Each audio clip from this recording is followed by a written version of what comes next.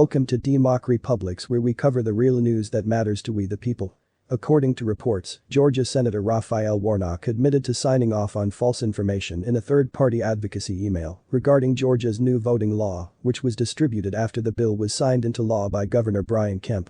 In a piece titled, "How the Corporate Backlash to Georgia's New Voting Law is Shaping Other Fights Around the Country Over Access to the Polls," The Washington Post reported that Warnock signed an email sent out by the advocacy group 3.14 Action after the law passed, which claimed it ended no-excuse mail voting and restricted early voting on the weekends, which were early proposals that did not become law.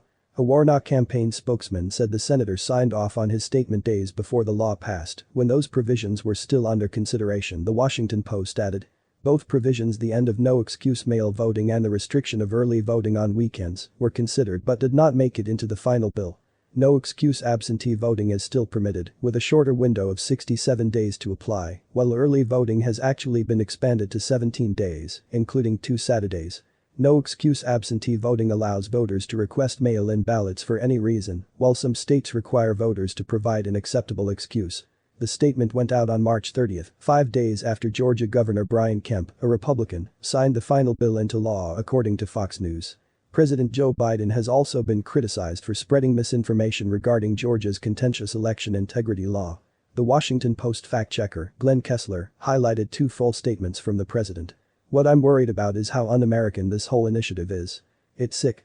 It's sick, deciding that you're going to end voting at 5 o'clock when working people are just getting off work," Biden said during a news conference on March 25, and among the outrageous parts of this new state law, it ends voting hours early, so working people can't cast their vote after their shift is over, he added in a statement on March 26. These statements were given a rating of 4 Pinocchios by the Washington Post, which the Post simply defines as whoppers.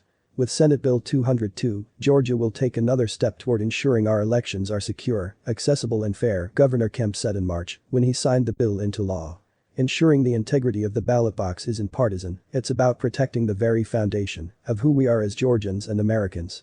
The key components of Georgia's election integrity law aim to improve ballot security and standardize the variations which occurred across the state during the November elections, with broad discretion allowed to local officials. In addition, instead of signature verification, Georgians who wish to cast their absentee by mail ballots will now be required to prove their identity in the form of a driver's license, state ID number, or other form of identification. Let us know what you think. Leave your comments down below. Like, share and subscribe. And check out DEMOCREPUBLIX.com for the latest in news. Until next time. We live in a really nightmare.